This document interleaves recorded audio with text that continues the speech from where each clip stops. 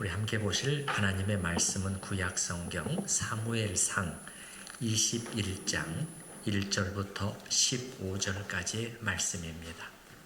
다윗이 노베 가서 제사장 아히멜렉에게 이르니 아히멜렉이 떨며 다윗을 영접하여 그에게 이르되 어찌하여 네가 홀로 있고 함께하는 자가 아무도 없느냐 하니 다윗이 제사장 아히멜렉에게 이르되 왕이 내게 이를 명령하고 이르시기를 내가 너를 보내는 것과 네게 명령한 일은 아무것도 사람에게 알리지 말라 하시기로 내가 나의 소년들을 이러이러한 곳으로 오라고 말하였나이다.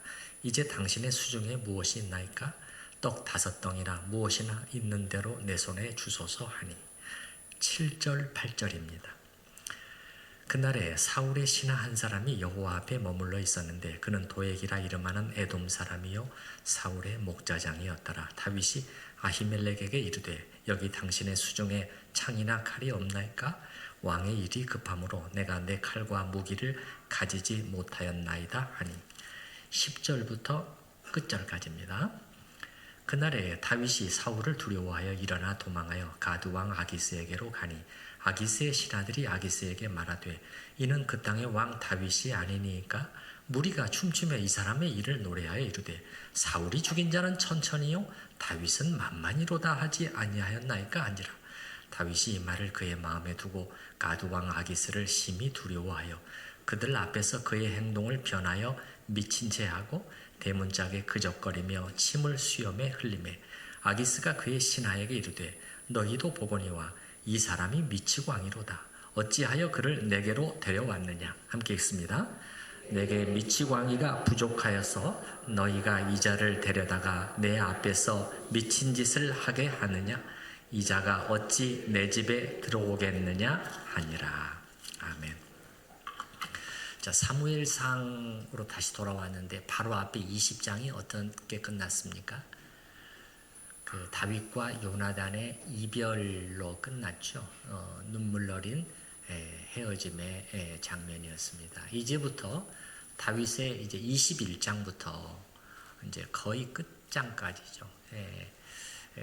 다윗의 본격적인 도피 생활, 쫓겨다니면서 도피하는 유랑 생활이죠. 유랑 생활이 시작이 됩니다. 그래서 이렇게 표현해도 좋을 것 같아요. 다윗의 이제 광야 생활이 시작되었다.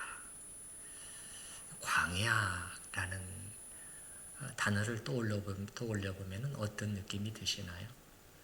뭔가 거칠고 험하고 외져 있고 그리고 부족하고 불편하고 또 외롭고 그런 느낌이 들잖아요. 네, 맞습니다. 광야는 그런 곳입니다. 그런데 하나님은 당신의 사람들을 이러한 광야의 시간을 통과하게 하시는 분이셔요. 광야를 지나는 사람은 자신이 혼자라는 것을 느끼게 됩니다. 다윗도 지금까지는 정말 결정적인 순간에 마음을 같이하고 도움을 주었던 사람들, 사무엘, 자기 아내 미갈, 그리고 요나단, 이제는 없습니다. 이제는 그야말로 하나님만을 바라보면서 이 광야의 시간을 견뎌 나가야 하는 것입니다. 이런 가운데 오늘 본문을 보면 다윗이 뭐랄까 좀 헤매고 있는 듯한 모습도 보입니다. 우리도 그렇잖아요. 인생의 어떤 힘든 시기를 지나다 보면은 도대체 내 인생에 지금 무슨 일이 일어나고 있는 거지 잘 이해가 되지도 않기도 하고 이게 어떻게 된 일인지 갈피를 잡을 수가 없는 거예요. 어떤 때는 정신을 못 차릴 정도로 막 일이 휘몰아쳐 와요. 그 속에서 우리는 막 잘 이렇게 멋있는 모습으로 나가야 될 텐데 구하는 반대로 흔들리고 헤매고 있는 자신의 모습을 발견하기도 합니다. 그런 가운데 믿음으로 행하지를 못하고 뭔가 인간적인 하나님이 기뻐하시지 않는 인간적인 선택을 불안한 가운데 인간적인 선택을 해버리는 우리의 모습도 보게 돼요. 다윗은 어땠을까요? 하나님의 사람 다윗은 어땠을까요? 예, 한치의 흔들림도 없이 꿋꿋이 이 믿음의 길을 다 걸어갔을까요? 오늘 본문을 보니까 그렇지 않아요.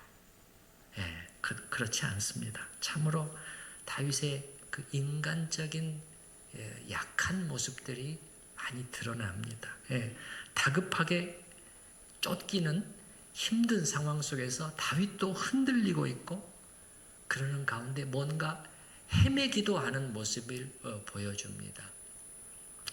그래서 오늘 본문에서는 다윗의 이런 모습이 여실히 드러나고 있는데요.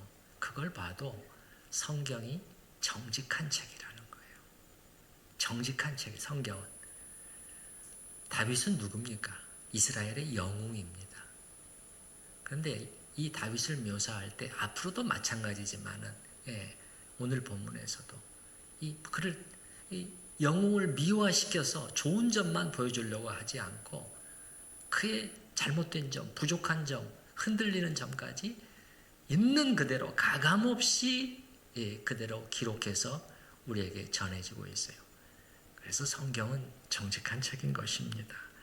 그러면 이제 다윗이 어떻게 흔들리는 모습을 보여주는지, 그리고 그 가운데 하나님은 어떻게 다윗을 그 은혜로 이끌어 가시는지, 그것을 우리가 본문을 통해서 살펴나가도록 하겠습니다. 먼저 1절부터 7절까지는 다윗이 제사장을 찾아가서 식량을 찾아서 얻는 내용입니다. 자, 1절 한번 보십시다. 1절에 보시게 되면 다윗이 노베 가서 제사장 아히멜렉에게 이르니, 자, 여기 보게 되면 우리가 기억해야 될 장소 이름이 나옵니다. 좀 익숙하지 않지만 이때는 중요한 장소가 되어 있었어요. 요나단과 작별한 후에 다윗이 맨 먼저 간 곳이 노비예요. 노비라는 성읍이에요. 근데 여기에 누가 있었냐? 이스라엘의 대제사장이 여기 있었다고 기록이 되어 있어요. 자, 이 노베 대제사장이 있다는 것은 뭐냐면은 이스라엘의 성막이 이때는 여기 있었다는 것이에요. 이스라엘의 중앙성소가 되어 있었다는 거예요. 그 전에는 어디였죠, 여러분? 혹시 기억나시나요? 사무엘이 어렸을 때 엘리 제사장 밑에 있었을 때 하나님의 성막이 어디 있었죠? 실로였습니다. 그렇습니다. 실로에 있었잖아요. 근데 그게 옮겨온 거예요.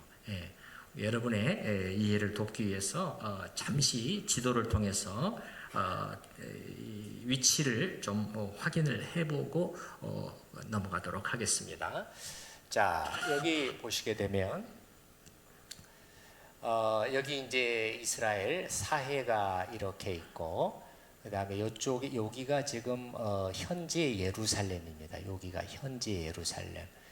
그리고 서쪽에 블레셋 땅이 있습니다. 그러면 다윗이 요나단과 헤어진 곳이 기브아입니다. 여기 기브아가 사울의 궁전이 있는 곳이에요. 그래서 여기서 떠나서 노브로 왔습니다. 노브. 지금은 성막이 여기 있단 말이에요. 그러면 전에는 어디 있었느냐? 요때쯤 실로에 있었습니다. 실로. 근데 무슨 일이 있었죠? 블레셋과의 전쟁에서 이 하나님의 궤도 빼앗겼잖아요. 그러면서 실로가 다 파괴됐던 것으로 보입니다. 그리고 그 이후에 이 성막이 이쪽으로 옮겨져 와서 여기가 이스라엘의 중앙 성소 역할을 하게 되었단 말이에요. 그러니까 노브를 우리가 기억할 필요가 있어요. 그리고 잠시 후에 10절에 보시게 되면 10절에 보시면 또한 지명이 또 하나가 나와요. 다윗이 가드로 갔다 이렇게 나와요. 가드. 조금 이따는 우리가 지도를 볼 수 없기 때문에 여기도 잠깐 설명을 하겠습니다. 이 가드는 뭐냐? 블레셋의 5도시 중에 하나입니다. 가사, 아스글론, 아스돗, 에그론, 가드입니다. 다윗은 노베서부터 나와서 이쪽 가드로 갔단 말이에요. 가드로. 가드는 요 이스라엘 땅과 가장 가까운 곳입니다. 그래서 그쪽으로 갔다는 것을 여러분이 기억을 하시면 되겠습니다. 네, 이제 지도를 내려주시고요. 자, 여기 한번 보시기 바랍니다. 자, 1절에 보시게 되면 제사장의 이름이 누구로 나오고 있나요? 아히멜렉입니다. 사무엘이 은퇴한 다음에 이 사람이 대제사장직을 맡고 있었던 것 같아요. 이 아히멜렉은 누구냐? 엘리 제사장의 후손입니다. 엘리의 둘째 아들 비느하스의 손자예요. 손자.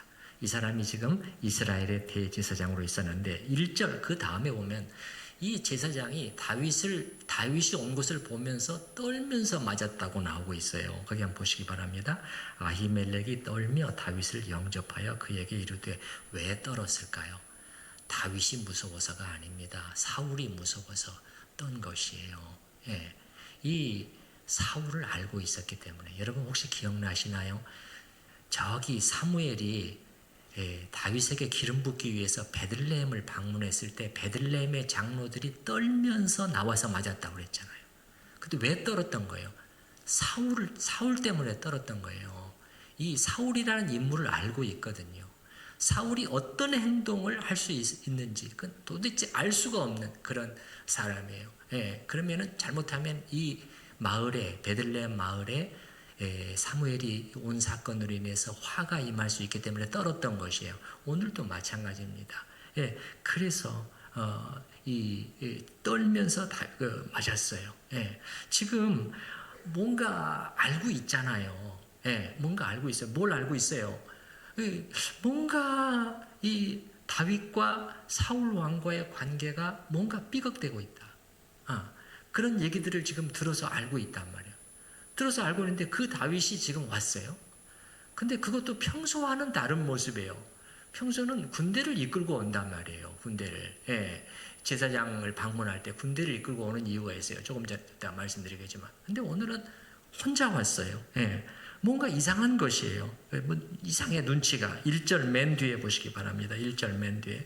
어찌하여 내가 홀로 있고 함께하는 자가 아무도 없느냐. 군 지휘관인 다윗이 휘하 장병이 아무도 없이 온다는 자체가 좀 이상해요. 더군다나 이미 지금 뭔가 들어온 소문들이 있는데, 그래서 마음에 이제 의심이 생기고, 이제 잘못하면 큰일 나겠구나, 이렇게 되는 것이죠. 그러니까 다윗이 어떻게 대답을 하느냐. 제가 지금 임금님이 저에게 비밀 작전을 명하셨습니다. 그래서 제가 은밀한 작전을 수행 중이기 때문에 제가 혼자 온 것입니다. 이렇게 이제 말을 해요. 2절에 한번 보시기 바랍니다. 다윗이 제사장 아히멜렉에게 이르되 왕이 내게 일을 명령하고 이르시기를 내가 너를 보내는 것과 내게 명령한 일은 아무것도 사람에게 알리지 말라 하시기로. 임금의 비밀 작전이기 때문에 더 이상 캐물을 수가 없어요. 뭐 어디서 뭘 어떻게 물을 수가 없게 딱 만드는 것이죠. 그래서 지금 휘하 병사들은 이 작전 중에 따로 다른 곳에서 회합하기로 했습니다. 2절 맨 뒤에 보시기 바랍니다. 내가 나의 소년들을 이러이러한 곳으로 오라고 말하였나이다.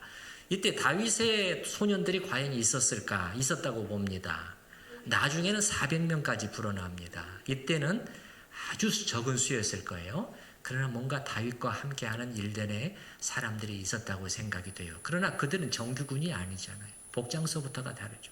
여기 데려오면 탈로가 나는 거예요. 여기 못 데려오는 것입니다. 자, 어떻든 여러분, 자 다윗이 대답을 여러분이 보시면서 다윗은 지금 이 제사장에게 정직하게 말하고 있나요? 아니면은 거짓된 사실을 말하고 있나요? 거짓이죠. 이게 거짓입니다. 정직하게 대답하려면 어떻게 대답해야 돼요? 제가 사울 왕을 피해서 도망 다니고 있습니다. 이렇게 말해야 정직한 거예요. 근데 지금 뭐라고 말하냐면 지금도 여전히 왕을 위해서 일하고 있는 것처럼 지금 말을 하고 있단 말이에요. 그래서 이건 잘못된 것이에요. 이것도 지금 다윗의 약한 점이 또 드러나는 거예요. 다윗의 약한 점이. 하나님의 말씀에 사실 불순종입니다. 말씀에 대한 불순종. 다만 우리가 이제 다윗이 지금 처한 상황이 얼마나 절박했는가는 생각을 해야 되겠어요. 얼마나 급했든지 이 식량과 무기도 챙기지 못한 채 조금 이따 나옵니다. 그거 하나 없는 채 지금 왔어요. 그래서 지금 배가 고파요. 심히 고팠던 것 같습니다. 웬만하게 고팠던 것이 아니라 더군다나 자기만 고팠던 것이 아니라 자기 부하들도 지금 굶주리고 있었던 것 같아요. 사람이 먹을 것을 정말 굶주리면은 눈이 돌아가잖아요. 그런 상황이에요. 그런 상황이에요. 예. 그래서 이제 그런 상황 속에서 이제 다윗이 이런 그 거짓말, 잘못된 행동을 하고 있단 말이에요. 그리고 그래서인지 하나님의 말씀도 그를 비난하고 있지 않아요. 항상 성경이 어떻게 판단하고 있느냐, 성경이 어떻게 판단하고 있느냐, 이게 제일 중요해요. 가장 중요한 성경 해석법입니다. 근데 다윗에 대한 어떤 비난도 없어요. 그리고 오히려 하나님은 어떻게 해주셔요? 아히멜렉으로부터 도움을 얻도록 해주시냔 말. 만약에 아히멜렉이 계속해서 의심을 하면서 야, 뭔가 수상한데 하면서 이런 다윗이 청하는 것들을 안 내주면 할 수 없는 거예요. 그럼 다윗이 강제로 빼앗겠어요? 다윗의 인격으로는 그렇게 할 사람이 아닙니다. 대제사장한테 그렇게 하겠어요? 사울 같으면 그렇게 할 사람이죠. 근데 다윗은 어쩔 수 없이 그냥 고개를 떨구고 나와야 되는데 하나님께서 아히멜렉을 통해서 필요한 것들을 다 얻을 수 있게 해주셔요. 뭐지요? 여기서 뭘 봅니까? 여기서도 당신을 경외하는 종에게 베푸시는 하나님의 자비를 우리가 볼 수가 있어요. 그가 비록 실수했다고 할지라도 하나님은 넘어가 주고 계시는 거예요. 넘어가 주고 계시는 거예요. 우리 집사님 조금 전에 기도할 때 그 중요한 말씀 인용했잖아요. 나를 존중히 여기는 자. 그 어떤 사람이에요? 하나님을 경외함으로 섬기면서 그 말씀 한마디를 무겁게 여기는 자 아닙니까? 나를 존중히 여기는 그 사람은 나도 존중히 여기겠다. 내가 그 사람을 도와줄 거야. 그의 편이 되어줄 거야. 이게 하나님께서 분명히 약속을 하셨잖아요. 그래서 여기서도 마찬가지예요. 그래서 이렇게 하나님을 존중히 여기는 사람이 때로는 실수를 해요. 때로는 잘못해요. 때로는 넘어져요. 그렇지만 하나님께서는 그것을 빨리 넘어가 주시는 그러한 자비로 대해 주시는 하나님이라는 것을 여기서도 우리가 볼 수가 있습니다. 여기서 이제 다윗이 아히멜렉을 찾아간 것은 평소 친분이 있었기 때문이었던 것 같아요. 아까도 제가 말씀드렸지만은 이 출정을 할 때 어떻게 해요? 이 제사장이 있는 성소로 그 군사들을 데리고 가서 거룩하게 구별하는 그러한 어떤 것들을 했을 것입니다. 그런 일들이 여러 번 있었을 것이에요. 서로 관계가 있는 것입니다. 그래서 이제 다윗이 제사장에게 먹을 것을 청합니다. 3절을 보시기 바랍니다. 3절. 이제 당신의 수중에 무엇이 있나이까? 떡 5덩이나 무엇이나 있는 대로 내 손에 주소서 하니. 제사장의 대답은 뭐냐면 일반 사람들이 먹을 수 있는 떡은 없고 제사장만 먹을 수 있는 그런 거룩한 떡만 있다. 이제 4절에 보시기 바랍니다. 4절에 제사장이 다윗에게 대답하여 이르되 보통 떡은 내 수중에 없으나 거룩한 떡은 있나니 그 소년들이 여자를 가까이만 하지 아니하였으면 주리라 하는지라. 자, 이 거룩한 떡은 어떤 떡입니까? 성소에 하나님 앞에 드리는 떡입니다. 여러분 성소의 구조를 생각해 보세요. 자, 바깥에서 맨 먼저 들어가면은 제사장에 들어가면은 성소가 있고 저 안쪽은 지성소가 있습니다. 지성소는 대제사장이 1년에 한 번밖에 못 들어갑니다. 이 성소는 제사장이 수시로 들어갈 수가 있어요. 거기에 3가지가 놓여 있습니다. 앞에 금 향단이 있어요. 향. 그 다음에 오른쪽에 떡상이 있습니다. 왼쪽에 금 촛대가 있습니다. 촛대를 계속 불을 밝히는 거죠. 요겁니다. 요쪽에. 여기 떡상에 어떻게 됩니까? 고운 밀가루로 만든 이 빵, 이 12덩이를 6개씩 2줄로 이렇게 진열해 놓습니다. 그래서 그걸 뭐라고 부르죠? 진설병. 이렇게 부르는 것이죠. 그리고 이제 이 떡을 어떻게 해요?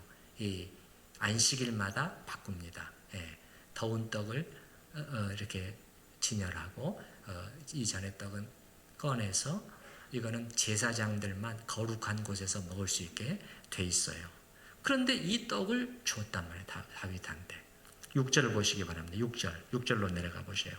제사장이 그 거룩한 떡을 주었으니 거기는 진설병 곧 여호와 앞에서 물려낸 떡밖에 없었습니다. 이 떡은 더운 떡을 드리는 새로운 떡이죠. 더운 떡을 드리는 날에 물려낸 것이더라. 자, 여기서 우리에게 이제 잠깐 우리가 좀 짚고 넘어갈 부분은 다윗이 제사장만 먹을 수 있는 이 거룩한 떡을 받아가지고 자기와 또 이 부하들이 먹었다는 이 사실을 우리가 어떻게 봐야 될 것인가? 예, 이건 분명히 율법의 규정을 위반한 것이거든요. 자, 여러분 신약 성경을 읽어보신 분들은 혹시 예수님이 이 사건을 언급하신 것을 기억하시나요? 기억을 전혀 안 하신다면은 신약성경 아니 마태복음, 마가복음, 누가복음 세 군데 다 예수님이 인용을 하시잖아요. 그 안식일 논쟁이 있었을 때 예수님께서 오늘 본문 이 사건을 인용을 하시는 거예요. 다윗이 어떻게 했느냐, 시장했을 때 어떻게 했느냐.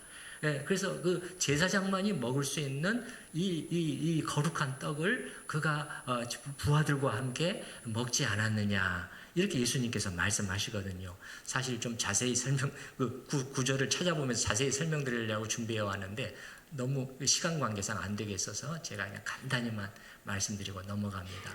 예수님의 그 이제 판단은 뭐냐면은, 이거는 위배긴 위배지만은 허용될 수 있는 위배다. 이렇게 판단을 해주시는 것이에요. 그러니까는 사람을 살려야 하는 긴급한 상황 속에서는 그렇게 할 수 있다고 말씀하시는 것이에요. 말씀하시는. 그래서 예수님께서 이 말씀을 인용하시면서 뭐라고 말씀하셔요? 맨 나중에 사람이 안식일을 위하여 있는 것이 아니요 안식일이 사람을 위해서 있는 것이다. 너희가 안식일에 짐승이나 낙이나 구덩이에 빠져서 죽게 생겼으면 너희가 가만히 있냐? 그 생명을 살려내지 않느냐? 하면서 이 다윗의 이 진설병 먹은 이 일을 예수님이 인용하시거든요. 그래서 여기 보면은 여기 6절에서 제사장 아히멜렉도 그렇게 판단한 것 같아요. 다윗에게 이 거룩한 떡을 줬다는 것은 그냥 인정상 줬다 그런 것은 아니에요. 이런 경우 사람의 생명과 관련된 긴급한 경우 아마 다윗과 그 일행은 뭔가를 먹지 못하면 기진해서 쓰러질 수 있는 그런 상황이었던 것 같아요. 그래서 그렇게 판단을 해가지고 6절에 보시게 되면은 제사장이 그 거룩한 떡을 주었다. 예수님의 판단과 동일한 판단이란 말이에요. 이건 다윗이 잘못했다 그렇게 예수님은 판단하지 않으셔요. 근데 그렇다고 해서 율법의 모든 규정을 이런 상황이면 마음대로 다 어기고 먹어도 되느냐? 그건 아니에요. 조건이 한 가지가 있습니다. 4절 맨 뒷부분에 보시기 바랍니다. 4절. 그 소년들이 여자를 가까이만 하지 아니하였으면 주리라. 그들이 깨끗하다면, 그들의 몸이 깨끗하다면 이 말이거든요. 근데 이거는 제가 다시 말씀드리지만 이 정결, 이 도덕적인 의미에서의 깨끗함을 말하는 것은 아니에요. 제의적인, 율법적인 의미에서의 깨끗함을 가리키는 것이에요.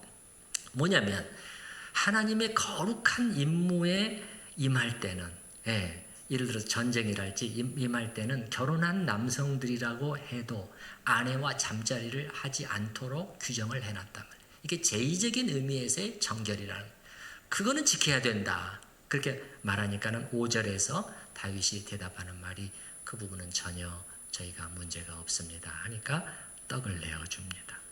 이제 그 다음에 7절부터 9절까지는 무기도 달라고 해요. 무기도 양식에 더해서.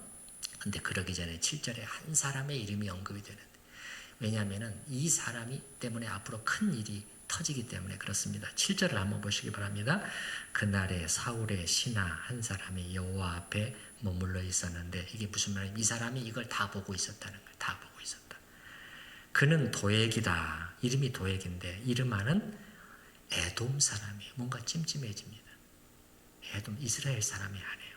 그는 사울의 목자장이었더라. 목자장은 군대 직위의 하나로 봅니다. 근데 이 사람을 표현을 할 때 사울의 신하다. 사울의 목자장이다. 뭔가 이 사울의 측근인 것 같은, 사울을 위해서 일하는 그런 사람인 것 같은, 뭔가 좀 불길한 느낌을 딱 던져주는 거예요. 이 불길한 느낌이 이제 곧 현실로 나타나게 됩니다. 어쨌든 이제 8절에서 다윗은 혹시 여기 제가 가져갈 만한 창이나 칼이 없습니까? 그러니까는 마침 거기에 뭐 골리앗의 칼이 있었다는, 전에 다윗이 쓰러뜨리고 골리앗의 칼을 빼가지고 목을 쳤잖아요. 이 칼을 가져왔다. 이 칼이 지금 이 노베 성소에 안치되어 있는 거예요. 제사장이 그걸 가져가도록 허락해 줍니다. 다윗은 식량과 무기 모두를 확보했어요. 자, 그런데 10절에 가서 뭔가 좀 이상한 내용이 나옵니다. 10절부터 끝까지는 뭐냐면 다윗이 블레셋 땅으로 피신하는 내용이에요. 자, 10절을 보시기 바랍니다. 10절. 그날에 다윗이 사울을 두려워하여 일어나 도망하여 가드 왕 아기스에게로 가니. 자, 가드 조금 전에 봤습니까? 예, 블레셋의 5 성읍 중에 하나예요. 근데 그 가드의 말하자면 성주, 방백을 왕이라고 표현하고 있단 말이에요. 이게 어떻게 된 건가? 이 블레셋이라는 나라는 좀 독특한 정치 체제예요. 그러니까 이 각각의 5개의 성읍이 하나의 나라처럼 역할을 하면서 또 그들이 연맹해서 도시국가 연맹처럼 전체가 하나의 나라처럼도 그렇게 움직이는 나라예요. 그래서 이 가드라는 한 성읍의 통치자도 왕으로 부르고 있는 것입니다. 자, 이 시점에 다윗이 지금 블레셋 적국 아닙니까? 블레셋으로 피신하는 걸 보면서 우리는 좀 당황스럽습니다. 예. 더군다나 가드 누구예요? 골리앗이 여기 출신입니다. 골리앗, 가드 사람 골리앗이에요. 하나님의 군대를 심하게 모욕했던 그 사람이 여기 사람이란 말이에요. 예. 자, 그러면 다윗이 왜 블레셋으로 갔는가? 성경은 여기에 대해서 침묵하고 있어요. 우리가 추정해 볼 수밖에 없습니다. 다윗의 마음을 추정해 볼 수밖에 없어요. 아마도 다윗은 이스라엘 경내에서는 자기가 생존할 수 있는 가능성은 없다고 판단했던 것 같아요. 사실 틀린 말은 아닙니다. 제가 말씀드렸던 것처럼 고대 사회에서 군주가 죽이겠다고 굳게 마음먹은 사람이 살아날 확률은 사실은 뭐 거의 없다고 제가 말씀드렸잖아요. 예. 다윗이 얼마나 상황 판단을 잘하는 사람이에요. 얼마나 잘 읽는 사람이에요. 얼마나 잘 이렇게 또 머리도 지혜로운 사람이에요. 근데 아무리 봐도 안 되겠는 거예요. 이곳에서는 안 된다는 거예요. 네. 10절 말씀을 보시게 되면 이런 다윗의 마음이 살짝 나타나 있어요. 10절 말씀 보시기 바랍니다. 그날에 다윗이 사울을 두려워하였다는 거예요. 이 두려움 때문에 도저히 안 돼요. 아무리 생각해서도 이곳에서는 방법이 없다. 근데 내가 적국인 블레셋 땅으로 도망가 버리면 그때는 왕이 포기하겠지? 포기할 수밖에 없겠지? 여러분, 나중에 보시겠지만 사울 왕은 절대 포기하지 않습니다. 다윗 잡는 일을. 절대 포기하지 않아요. 그러니까는 다윗이 적국으로 가버리면 이제 방법이 없잖아요. 그래서 내 목숨은 부지할 수 있지 않을까? 이렇게 판단했던 것 같아요. 거기다가 그러니까 이 시점에 다윗은 여러 가지 생각을 하면서 일종의 정치적인 망명을 고려한 것이 아닌가 하는 생각도 듭니다. 그러니까 무슨 말이냐면은 일이 잘 풀리면 내가 그쪽으로 피신해 가는데 일이 잘 풀리면 이 사람들이 나를 환영해 줄 수도 있지 않을까? 그 사람들의 입장에서 생각을 해본 거죠. 다윗이. 그러면 블레셋 사람들의 입장에서 생각을 해보면은 물론 다윗은 이 적국의 용장이에요. 예, 골리앗을 쓰러뜨린. 근데 이걸 역으로 잘 활용하면은 이용 가치가 엄청나게 높은 사람일 수 있단 말이에요. 그렇죠? 아니 이런 유명한 전사가 백기투항을 해왔어요. 우리한테. 사기가 의기양양해지지 않겠어요? 그리고 그 사람을 자기 사람으로 만들어서 이제 투항했으니까 자기들 말을 들을 수밖에 없잖아요. 그래서 오히려 이 이스라엘과 싸우면서 선봉에 세울 수 있지 않을까? 자, 그들의 입장에서 생각을 해보는 거예요. 그들의 입장에서. 이용 가치가 높다는 말이에요. 그렇게 해서 다윗을 받아들여주면, 환대해주면 다윗은 어떻게 되는 거예요? 여기서 망명가로서의 어느 정도 생활과 지위를 보장받을 수도 있잖아요. 다윗의 마음속에서 이런 계산도 있었을 수 있어요. 이것도 추정이긴 합니다만은, 물론 다윗은 그렇게 하려고 하지는 않았겠지만 그런 의미에서 블레셋이 나를 받아줄 수 있을 것이다. 근데 이 일이 자기 생각대로 전혀 진행되지 않아요. 예. 자, 11절 보시기 바랍니다. 11절.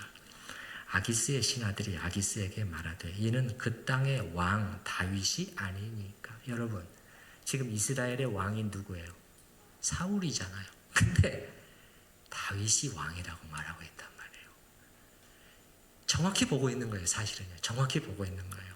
그러면서 무리가 춤추며 이 사람의 일을 노래하여 이르되 사울이 죽인 자는 천천히요 다윗은 만만이로다 하지 아니하였나이까 한지라. 다 알고 있는 거예요. 이스라엘 전국에 유행처럼 퍼진 이 노래가 블레셋에까지, 그 땅에까지 퍼진 거예요. 예.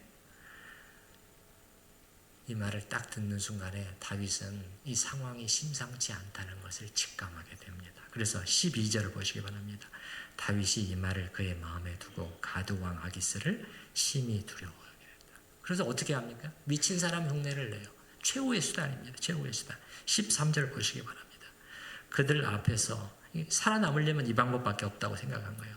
그들 앞에서 그의 행동을 변하여 미친 채 하고 대문짝에 그적거렸다. 이거 무슨 말이냐면 막 뭐라고 쓰고 막 긁고 그랬다는 거예요. 공공기물을 사실 파손하고 있는 것이에요. 성문이나 궁전의 문이었던 것 같아요. 거기다가 막 극적거리고 막 긁고 막 그리고 대담한 행동을 지금 해버린 거예요. 대담한 행동을. 그러면서 침을 수염에 흘린다. 입에 개거품을 막 품고 침을 이렇게 수염 위로 침이 줄줄. 여러분, 그 당시는 남자들에게 수염은 굉장히 중요해요. 이게 자존심의 상징입니다. 수염을 깎아버리고 그러면 이게 좀 창피하고 그렇게 막 되잖아요. 근데 지금 다 포기했어요. 다윗은 이때 연기를 아주 잘한 것 같아요. 왜냐하면 다 속았거든요. 여기 보시게 되면은 14절 중간에 보시게 되면 이 사람이 미치 왕이로구나 이렇게 말하잖아요.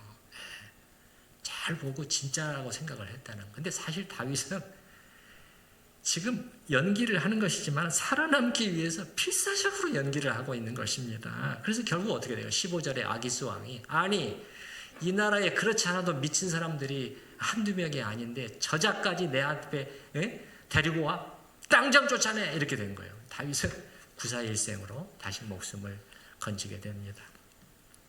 자, 여기서 우리가 물어야 할 질문이 있어요. 자, 10절 이후에 나오는 이 다윗의 선택이 옳았느냐 하는 것이. 예. 결론부터 말씀드리면 블레셋 땅으로의 도피는 옳은 선택이 아니었다. 그건 하나님의 뜻이 아니었다고 봐야 됩니다. 우선 무엇보다도 이 일이 자기 계획대로 전혀 진행되지를 않잖아요. 전혀 진행돼요.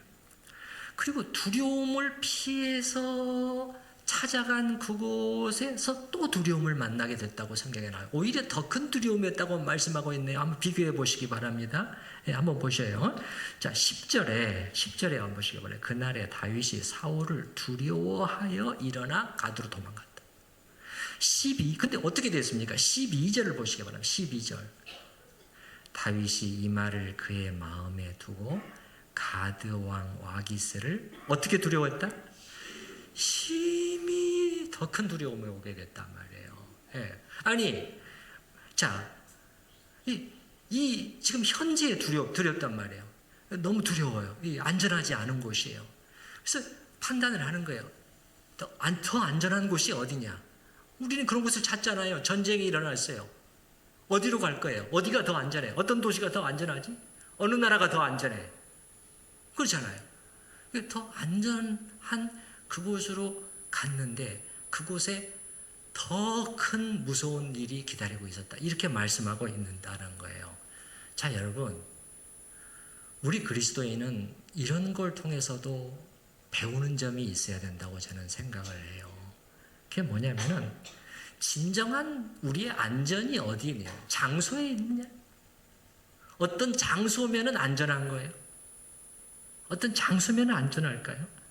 어떤 장소, 어떤 상황, 이런 것들이 우리의 안전, 우리 마음의 평강을 보장해 주는 것은 아니라는 것을 이걸 봐도 알 수 있지 않습니까? 다윗이 얼마나 많이 생각해서 그 똑똑한 사람이 그쪽으로 갔겠어요. 확실하게 안전한 곳이에요. 여기보다는 적어도. 근데 그게 아니었잖아요. 더 큰 무서움이 그를 딱 기다리고 있었어요. 예. 여러분, 성경이 말씀해 주는 것은 뭡니까? 우리의 진정한 피난처는 누구시다? 하나님이시다. 믿으시는 거예요? 진정한 피난처. 하나님의 품 안에만 참된 안전이 있습니다. 다윗도 이걸 배웠을 것입니다. 아마도. 이게 아니구나. 이게 아니구나. 우리 그리스도인은 실수를 통해서도 배워야 되잖아요. 실수를 통해서도 배우는 것입니다. 자, 어찌됐든 다윗은 왜 이렇게 블레셋으로 도피하는 결정을 내렸을까 하는 것을 생각을 하면서 아쉬움이 매우 커요. 아쉬움이 매우 큽니다. 너무 빨리 포기해버린 것이 아닌가. 여기 이스라엘에서는 안 된다고. 그리고 우리가 다윗을 더 심하게 판단해 본다면, 하나님의 사람을 함부로 판단하는 것은 조심해야 됩니다만은, 더 심하게 판단해 본다면, 혹시라도 다윗은 이 광야잖아요. 이 광야로 왔어요. 얼마나 달라요? 지금까지는 어땠어요? 예? 군 지휘관으로서, 왕의 사위로서, 가족과 함께 누릴 거 누리고 살았는데, 이 광야는 어땠어요? 완전히 달라요. 완전히 달라요. 이 광야에서의 생활이 너무 싫지 않았을까? 난 너무 싫어. 우리도 싫어하잖아요. 우리도 싫어하죠. 예, 싫고. 그래서 적국에 망명을 해서 잘하면 당장 안전하고 이 편안한 삶을 살 수 있지 않을까. 이런 계산이 있었을 수도 있다고 봅니다. 예. 그런데 여러분, 그렇게 해서 다윗의 계획대로 됐다고 생각을 해보십시다. 그러면 자기 목숨은 부지예요. 자기는 살 수 있어요. 그리고 좀 편안하게도 또 대우도 받으면서 살 수 있게 되겠죠. 그렇지만 하나님의 이름은 어떻게 되는 거죠? 다윗은 여호와의 이름으로 뛰어나간 장수였잖아요. 그거 하나 붙들고. 그리고 이스라엘 백성들이 이 사실을 듣게 됐을 때 어떻게 했어요, 여러분? 인간적으로는 이해를 하는 거죠. 그래, 얼마나 억울하고 힘들었으면 그래도 살아보려고 저렇게 했을까? 그렇게 인간적으로는 이해되었을지 모르지만은 이 나라의 영웅 다윗이, 주적 아닙니까? 주적. 블레셋 땅으로 거기 가서 백기투항하고 거기서 얻어먹고 살고 있어. 얼마나 이게 마음들이 상하고 힘들고 이렇게 사기가 저하되겠어요. 예. 그러니까 아니었다는 것입니다. 블레셋으로 가는 것은 하나님의 뜻이 아니었어요. 그 다음 주일에 볼 22장에 보게 되면 다윗이요, 또 어디로 가느냐? 모압 땅으로 가요. 모압 땅으로 가족들 또 피신시켜요, 그쪽으로. 그러니까 하나님께서 이번에는 선지자를 다윗에게 보내셔서 너는 모압 땅에 있지 마. 유다 땅으로 돌아가. 그렇게 말씀하셔요. 우리 잠깐 그 구절만 볼까요? 22장 5절 말씀을 보시기 바랍니다. 22장 5절 말씀. 선지자 갓이 다윗에게 이르되 너는 이 요새에 있지 말고 떠나. 어디 땅으로? 유다 땅으로 너는 들어가라. 이스라엘로 돌아가라. 그렇게 하나님이 말씀하시는 거예요. 이게 하나님의 뜻이었던 거예요. 그러니까 여러분, 여기서 우리가 다윗의 판단과 하나님의 판단이 어떻게 다른가를 한번 보자는 것입니다. 그러면서 우리도 어떤 선택을 할 때 어떤 시각으로, 어떤 관점으로 선택을 해야 되느냐. 이 고민을 좀 해볼 필요가 있습니다. 쉽지 않은 일이지만 적어도 오늘 성경 본문에서 보여주고 있는 어떤 그 상황이 지금 있거든요. 그러면 다윗의 판단은 뭡니까? 이스라엘 안에서는 생존 불가다. 내가 거기 머물러 있다가는 그저 그냥 숨이 턱에 차도록 쫓겨만 다니다가 죽도록 고생만 하다가 어느 날 갑자기 쥐도 새도 모르게 죽을 거야. 이게 다윗의 판단이었어요.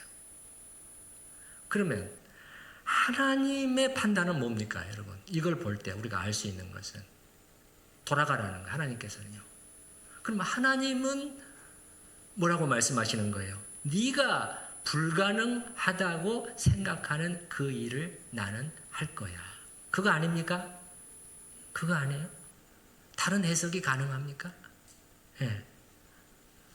그래서 다윗을 향한 하나님의 뜻은 뭐냐면은 이걸 통해서 당신의 사람을 다시 빚으시는 거예요. 배우게 하시는 거예요. 하나님이 어떤 분이신가를. 근데 하나님이 어떤 분이신가? 이스라엘 땅에서도 나를 살려낼 수 있는 분이다. 인간적으로는 불가능해요. 통계적으로는 답이 안 나와요. 아무리 컴퓨터로 계산해도 확률 0.001%밖에 안 나온단 말이에요. 그런데 하나님께서 어떤 분이신가? 하나님이 과연 다윗과 함께 하시면 어떤 일들이 일어나는 것인가? 그 하나님을 배우도록 하시는 것이죠. 이게 배우도록 가는데 이게 뭐냐면은 진짜 배움이 되는 거예요. 하나님을 진짜 알게 되는 거예요. 제가 지난주에 말씀드렸잖아요. 우리가 진리에 대해서 두 가지를 다 잘 모른다. 개념적으로도 잘 정리되어 있지 않지만은 그 진리의 실체, 알맹이, 그 진리의 능력에 대해서는 더 모른다고 그랬잖아요. 선하심을 맛보아 아는, 그 진짜 하나님의 선하심, 우리를 살리는, 찬양이 터져나오게 하는, 어려움 속에서도 버티게 하는 그 선하심은 우리가 맛보지 못하는 경우가 많단 말이에요. 그러면 이제 이론적으로만 알고 있는 거죠. 그래서 우리가 하나님에 대해서 알고 있는 것도 이렇게 이론적으로만 알고 있는 경우가 많아요. 내가 믿고 고백하지만, 기도하지만, 그러나 사실은 내 마음 깊숙한 곳에서는 그런 하나님으로 신뢰하지 않고 있는 경우가 너무도 많다고요. 이제 하나님은 어떻게 되는 거예요? 광야로 다윗을 이끌어내셔가지고 그걸 배우게 하시는 거예요. 그러면 몸으로 배우게 되는 거예요. 체득이 되는 거예요. 그러면 그 믿음은 어떤 믿음이 됩니까? 산 믿음이 되는 거예요. 산 믿음이 되는 것이죠. 이걸 하나님이 원하신 것이 아닌가. 네가 불가능하다고 하는 그 일을 내가 해내는 것을 너에게 보여주고 너는 나를 배우게 될 거야. 너는 나를 알게 될 거야. 정말 하나님의 자비하신 계획이라고 하지 않을 수가 없습니다. 이게 중요하니까 하나님을 아는 것, 이게 가장 중요하기 때문에 이게 신앙의 생명이기 때문에 그런 거예요. 신앙의 생명이기 때문에 우리도 근데 다윗처럼 이 광야를 싫어하는 경우가 많아요. 피하려고 하는 경우가. 하나님께서 우리를 놔두신 그 삶의 현장이 내 마음에 안 드는 거예요. 또 사역의 현장이라고도 말할 수도 있겠죠. 교회를 섬기고 여러 가지 하나님께서 나를 놔두신, 섬기도록 놔두신 그것도 너무 힘들어요. 그러면 우리는 어떻게 하려고 하느냐? 도망갈 계획을 세워요. 도망갈 계획을 세워. 다윗이 도망갈 계획을 세웠잖아요. 지금 도망갈 계획을 세워. 그래서 어떤 구약학자는 오늘 이 본문을 주석하면서 이렇게 써놨어요. 우리도 사역의 현장에서 도망치고 싶은 생각이 들 때가 있다. 사람이 두려워지고 또 싫어지는 거죠, 사실. 싫어진다는 말은 여기는 없지만 사람이 두려워지고 가졌던 비전도 희미하게 느껴질 때가 있다. 이제 너무 힘드니까 가라앉는 거예요. 이제 전에 그 뜨겁게 시작했지만은 그 비전도 이제는 잘 안 보여요. 흐릿해져 버려요. 그런 가운데 우리는 기도도 하지 않게 되고 인간적인 수단으로 사명의 현장에서 벗어나려 노력하기도 한다. 그러나 다윗을 되돌리셨던 하나님은 우리도 이 현장에서 끝까지 믿음의 싸움을 싸우기를 원하신다. 도망가려고만 하면 안 됩니다. 도망쳐버리면 못 배웁니다. 도망쳐버리면 못 배워요.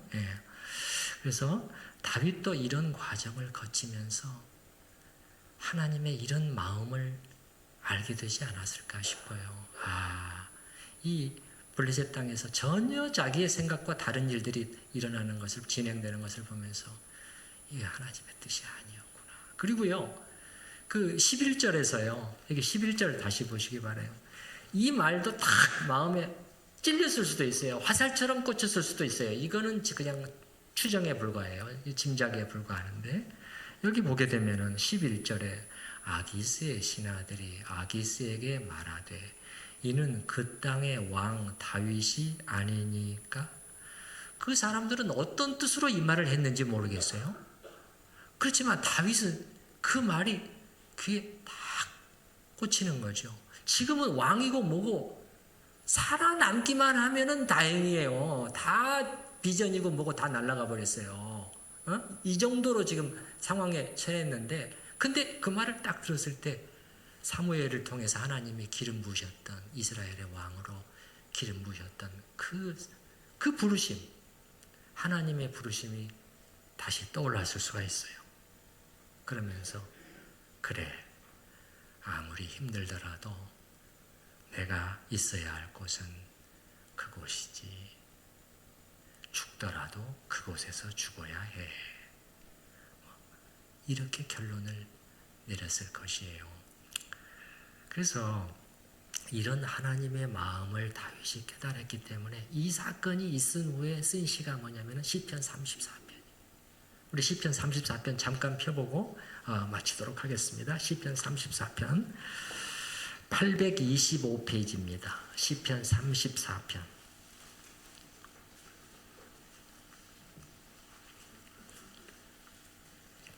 시편 34편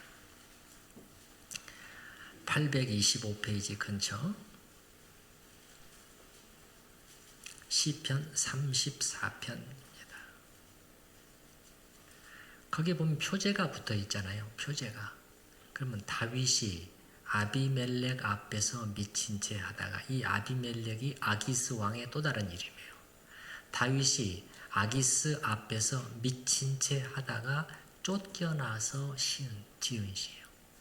다윗의 많은 시는 자기의 삶 속에서 나온 것이에요. 경험 속에서 나온 것입니다. 이때 쓴 시라는 거예요. 사실 인간적으로 설명하면 얼마나 비참해요. 내가 미친놈까지 역할까지 해야 돼.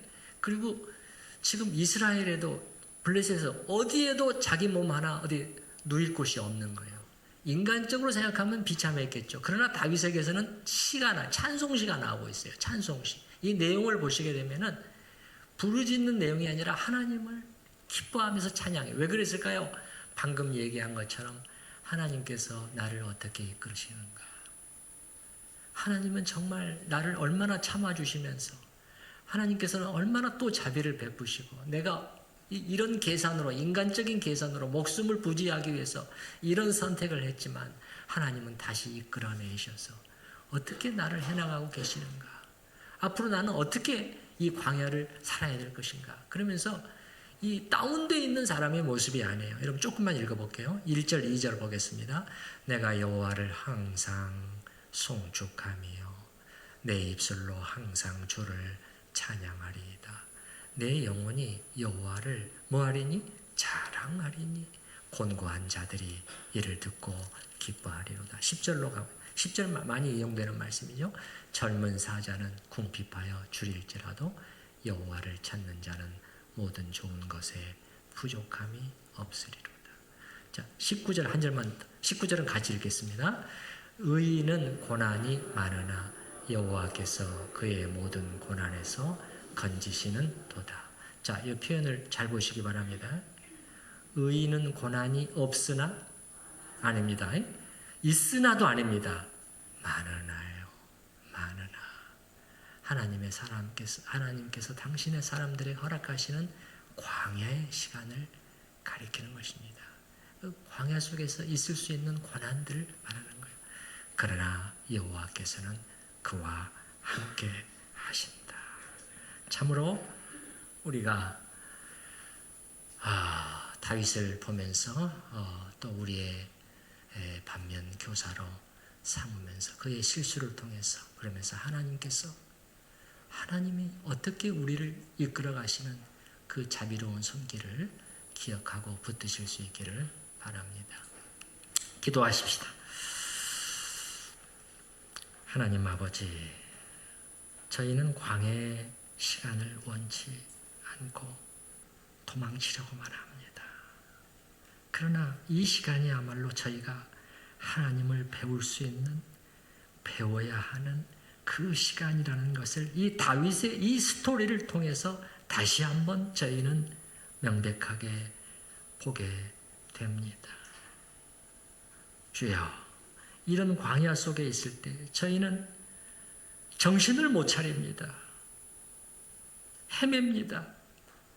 인간적인 선택들을 해나갑니다. 그러나 다윗에게 그러셨던 것처럼 하나님께서는 그대로 내버려 두시지 않습니다. 오 주여, 그 선하심과 인자하심으로 손을 잡아 이끌어 내시고 인도해 가십니다. 그것이 다윗에게는 푸른 초장이었습니다. 광야였지만, 풀 한 폭이 없는 광야였지만은 푸른 초장, 목자이신 여호와가 함께 하시는 푸른 초장이 되었습니다. 다윗이 배운 이 교훈을 저희 또한 배우게 하여 주시옵소서. 하나님을 알되, 하나님을 배우되, 살아있는 배움, 진짜 하나님을 아는 능력을 가져다주는 그 배움이 되게 하여 주시옵소서. 주여, 때로 저희는 이 속에서 정말 헤매지만 그 속에서 하나님께서 하고 계시는 그 일을 주여 믿게 하여 주시옵소서. 그 일이야말로 가장 중요하고 가장 선한 일이라는 것을 잊지 않게 하여 주시옵소서. 예수님의 이름으로 기도하옵나이다. 아멘. 우리 찬송가 376장 함께 찬양하십니다.